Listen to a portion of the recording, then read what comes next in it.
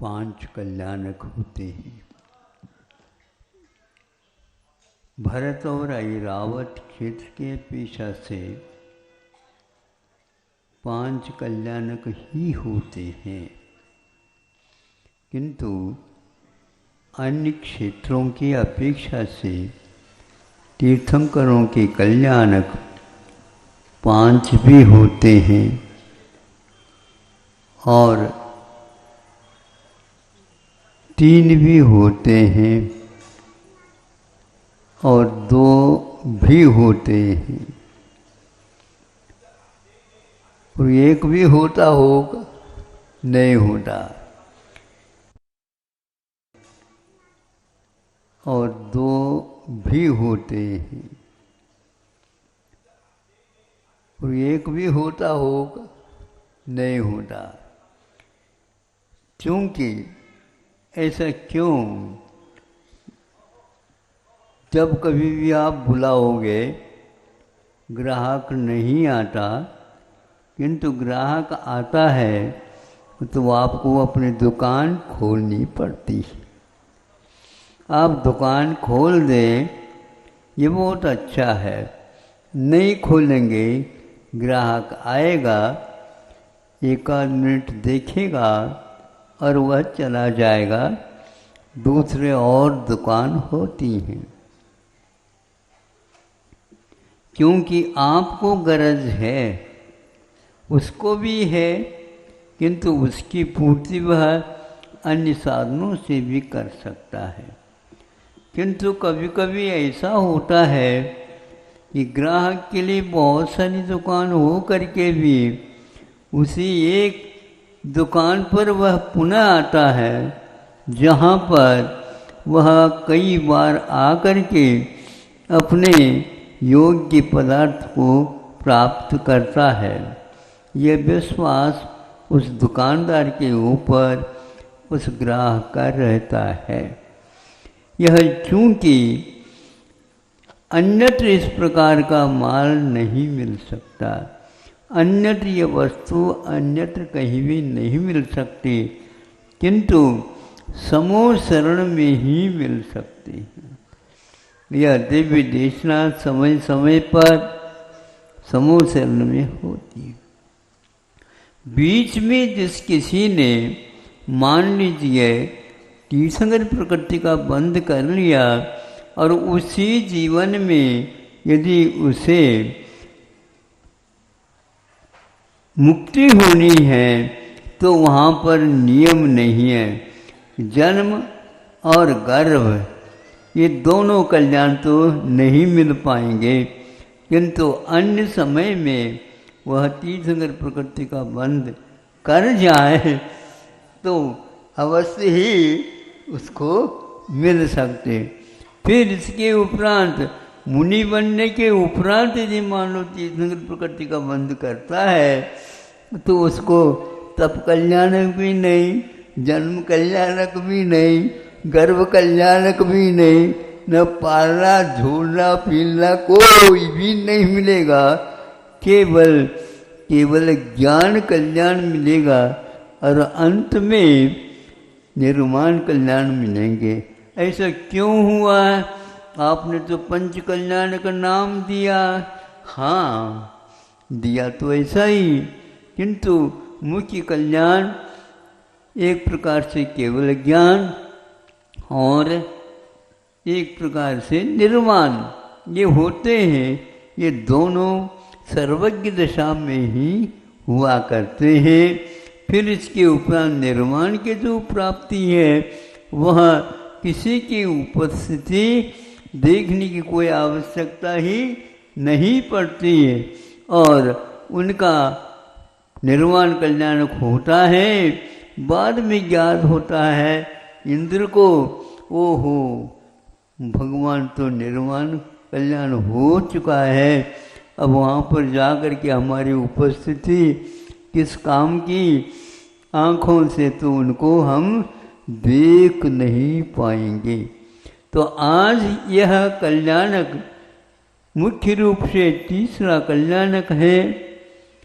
गर्भ और जन्म 2 कल्याणक हो चुके हैं, अब तप कल्याणक का दिन है, अभी घर में ही वह आदि कुमार या कोई भी उम्मीदवार है वह है, आपके यहाँ ही सब कुछ है, आपका आहार वगैरह भी होता होगा, किंतु अभी तप का कल्याण चल रहा है, इसलिए आज आहार न हो करके कल आहार का वह समय आएगा, आपको बता दिया जाएगा, आपके यहाँ वह आहार भी होगा, लेकिन ये ध्यान रहे बिना पड़गाहन के आपको वह सौभाग्य प्राप्त नहीं होगा, क्योंकि किसी के यहाँ वह जाते हैं तो आहार लेने ही तो मात्र जाते हैं,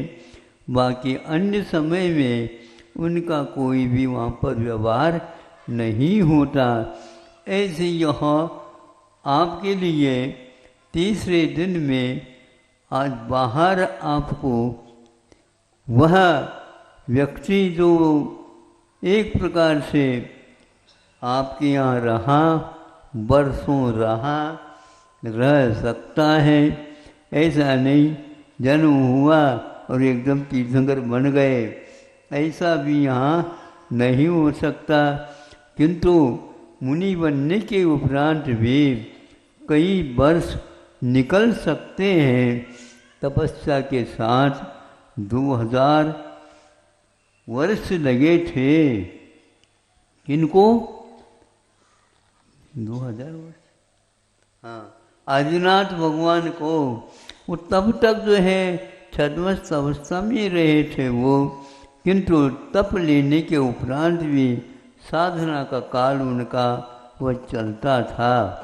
बीच बीच में आपके यहाँ आहार के लिए वे आते रहे, छद्मस्त अवस्था होने के कारण। ये सारी नियमावलियाँ यहाँ पर यथावत होती है, उसको एकमात्र आप लोगों के सामने सांकेतिक रूप में ही रखा जाता है, क्योंकि यह एक ऐसा है जिसके द्वारा संचालित नहीं होता है।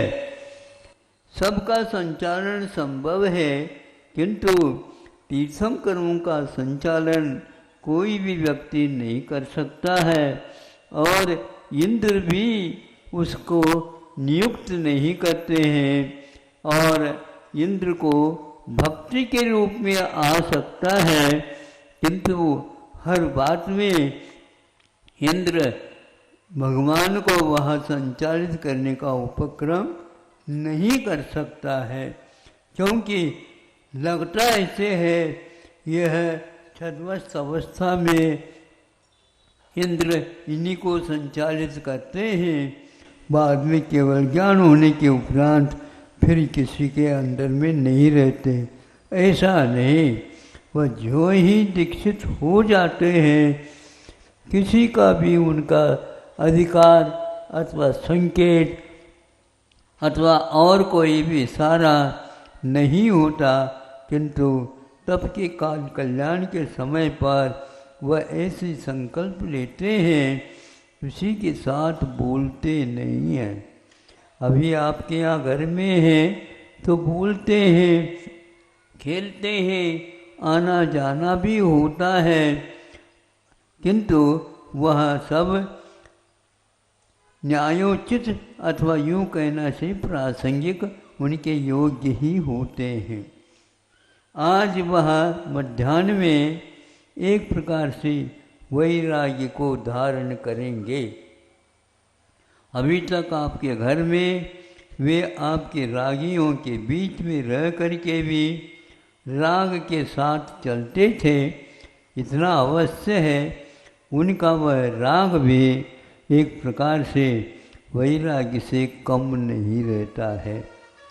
बहुत कहने के बाद जैसे मेहमान वगैरह आप लोगों के यहाँ कोई स्वीकार कर लेते हैं, उसी प्रकार रागी अवस्था में भी वे एक प्रकार से गंभीर प्रकृति के रहते हैं।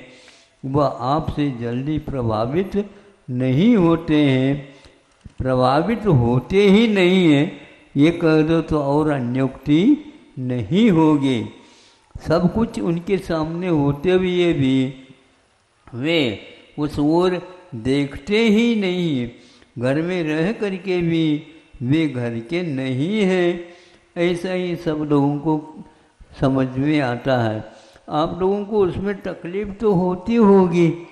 आपके बच्चे कोई मान लो बोलते नहीं हैं, आपके बच्चे मान लो रोते भी हैं, इनके लिए भी कुछ होता तो होगा। ये है पकड़ना बहुत कठिन है, क्योंकि उनका जीवन इतना निष्प्रह रहता है, वह और कोई भी चाहते नहीं। हाँ, ये बात अलग है, वह ऊपर से सेवा करने वाले देवगण रहते हैं, उसके द्वारा उनकी सेवा होती रहती है, किंतु आप लोग भी उसमें विशेष भाग नहीं ले सकते, लेते नहीं होंगे। ये बात अलग है। मन तो कहता होगा, लेकिन उनका वहाँ पर रहना भी किसी के लिए अखरता नहीं होगा। अखरता ही नहीं है। इसलिए नहीं है कि वे उस प्रकार के मांग करते भी नहीं होंगे। आज के बच्चे जैसे मांग करें, ऐसा नहीं होता। ये वैराग्य के भाव उनके आज के नहीं है। पूर्व जीवन में उन्होंने जब तीर्थंकर प्रकृति का बंद किया है, उस समय से यह उसी प्रकार का काम चलता रहता है। सागरोपम आयु तक भी स्वर्गों में कुछ रहने वाले तीर्थंकर होते हैं, किंतु उनका भी इसी प्रकार का विचित होता है काल। वहाँ पर कोई कल्याणक होते नहीं, फिर भी उनके लिए विशेष रूप से प्रबंध होता रहता है। सामान्य व्यक्तित्व वह नहीं है। आप लोगों को यहाँ पर लगातार प्रतिष्ठाचार्य के द्वारा प्रस्तुत कार्यक्रम देखने को मिल रहे हैं। समय पर आप ये काम करते रहेंगे और अच्छा लगेगा, किंतु आज से जब वैराग्य धारण करके बाहर आ जाएंगे आपके घर से, कुछ क्षण के लिए आपको रोना आएगा, और वह रोना भी एक प्रकार से आपके लिए हमेशा हमेशा के लिए आपको उसी प्रकार का स्वरूप प्राप्त करने के लिए अवसर भी मिलते रहेंगे। एक बार तीर्थंकर होता है, और उससे पहले तीर्थंकर के काल में जो कोई व्यक्ति निकट से उनके संपर्क में रहता है, उनका भी बहुत बड़ा भाग्य का उदय चलता रहता है। आप लोग उनके पास रह कर के कल आहार का विधान भी देखेंगे तो लगेगा देव आदि सारे सारे वहाँ पर आते ही नहीं। अब केवल आप लोग भी कह नहीं सकते हैं कि हमारे घर में तो आप रहते थे, अब आज अंत में तो कम से कम हमारे हाथ से आहार तो ले दो। ऐसा भी आप कह नहीं सकेंगे। इसलिए आप लोगों को मर्यादा रखनी ही होगी, और इसमें इंद्र को भी अधिकार नहीं रहेगा। यद्यपि अमृत का पान, अमृत का चखाना आदि कार्य वह करता होगा, लेकिन यहाँ पर अब कोई भी अमृत का आहार नहीं मिलेगा। कैसा लगता होगा आप लोग? आपके यहाँ मान लो करोड़ोंपति हैं, और आपके मेहमान के अंग चले जाएं, वो तो अरबपति हैं, लेकिन आपकी यदि बात वह नहीं मानता है, नहीं सुनता है, तो आपको भी कष्ट होगा, क्योंकि आप तो हमारे घर में आ गए और आप कुछ नहीं ले रहे हैं, कुछ किसी की ओर देख भी नहीं रहे हैं। भैया मैं सोच रहा हूँ, यहाँ पर संकोच होता है, मेहमान ही समझता है कि मेहमान के यहाँ कैसा व्यवहार किया जाता है। ये बहुत कठिन कार्य है, लेकिन यह सब कुछ सहज होता जाता है। आज सुबह का काल है, मध्याह्न में आप लोगों को व्यवस्थित आना है। ब्रह्मचारी जी ने तो संकेत दे दिया आप लोगों को, हमारे लिए तो नहीं। हमने तो कहा भैया 1.5 घंटे में तो 1:30 बजे तो हमारा कार्यक्रम अपना भी रहता है।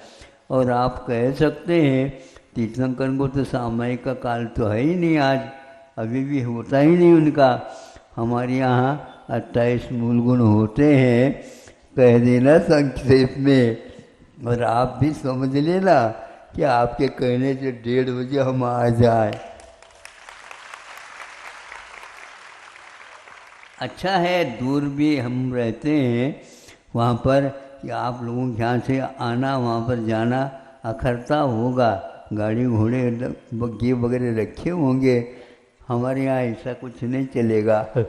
हम तो पैदल आते हैं।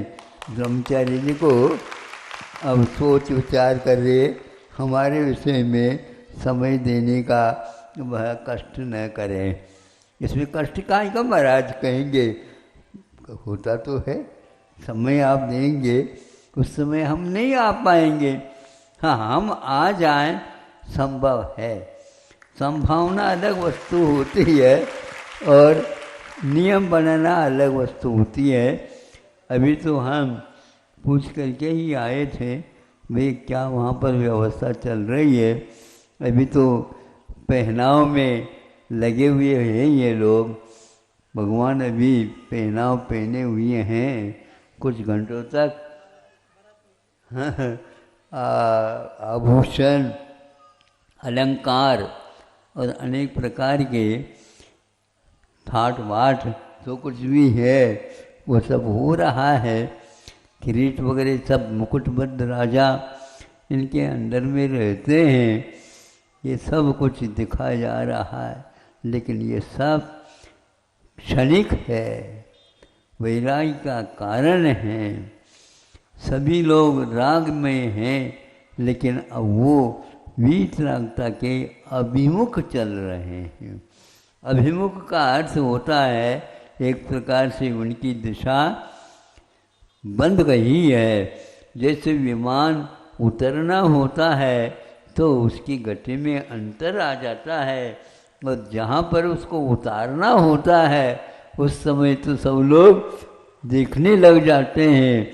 लेकिन जो ड्राइविंग करता रहता है, चलाता रहता है, वह उसकी ओर ध्यान रखता है और नीचे धीरे धीरे आ करके 1-2 परिक्रमा लगा करके वहाँ पर खड़ा हो जाता है।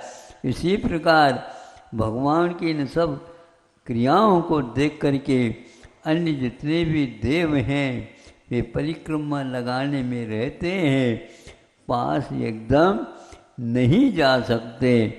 धन्य है ऐसे वैराग्य की घड़ी जो कि उनके जीवन में प्रथम बार प्राप्त हो गई है, और एक बार वह हो गई वह रूप परिवर्तित हो जाता है। तो ऐसा नहीं कि दर्पण में देख करके दूसरा और आभरण पहन ले, आभूषण पहन ले, और भी कपड़ा वगैरह परिवर्तित कर लें, ऐसा कुछ भी नहीं होगा। दिगंबरत्व का परिवर्तन पुनः वस्त्र में कभी नहीं हो सकता है। ऐसा यह बाहर और भीतर से, अंतरंग और बहिरंग से एक प्रकार से वही रूप उनका बना रहता है, बना रहेगा। इसमें किसी प्रकार से औपचारिकता नहीं चल पाती है, इसमें किसी प्रकार का हुकूमत चल नहीं सकती है, क्योंकि वह किसी के संकीर्त से नहीं चलते हैं। मुनि लोग कथनचित आचार्य महाराज, उपाध्याय परमेष्ठी और स्थविर निर्यापक आदि के संकेत लेकर के अपना काम कार्यक्रम कर सकते हैं, लेकिन वह तीर्थंकरों के लिए दूसरे तीर्थंकर भी नहीं आते हैं। उनके जीवन में वह स्वयं ही दीक्षित होते हैं और स्वयं ही संचालित होते हैं, स्वयं ही सब कुछ कार्यक्रम करते रहते हैं। ये देख करके हमें भी लगता है हम लोग उनके सामने एक रत्ती भर भी कोई विशेष कार्य कर नहीं रहे, बस रूप भर बाहर से धारण किया है, उसके अनुसार जो कुछ भी परिवर्तन गुणस्थानों का होता है उतना ही रहता है, किंतु उनका तो ऐसा चारित्र रहता है हमेशा हमेशा वह बढ़ता ही रहता है। अपने जीवन में कभी भी संयम लब्धि स्थान नीचे की ओर नहीं आ सकता, वह बढ़ता ही जाता है, बढ़ता ही जाता है।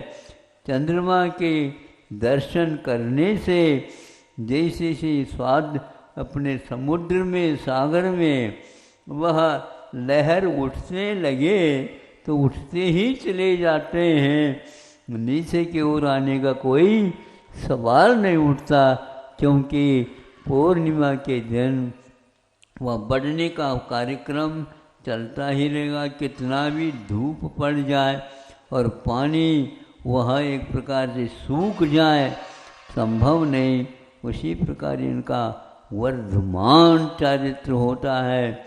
वर्धमान चारित्रों में भी वर्धमान चारित्र ऐसा इनका चारित्र है, वह हम लोगों के लिए वंद्य हैं, आराध्य हैं, पूजनीय हैं, अर्चनीय हैं, नमस्कार के योग्य हैं।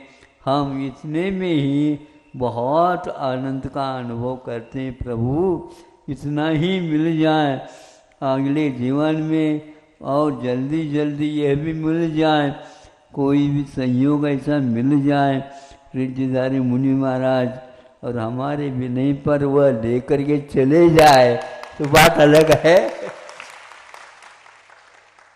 लेकिन अभी तो कोई ऐसा अवसर प्राप्त नहीं हुआ है, लेकिन अवसर प्राप्त हो ऐसी भावना तो कर सकते हैं।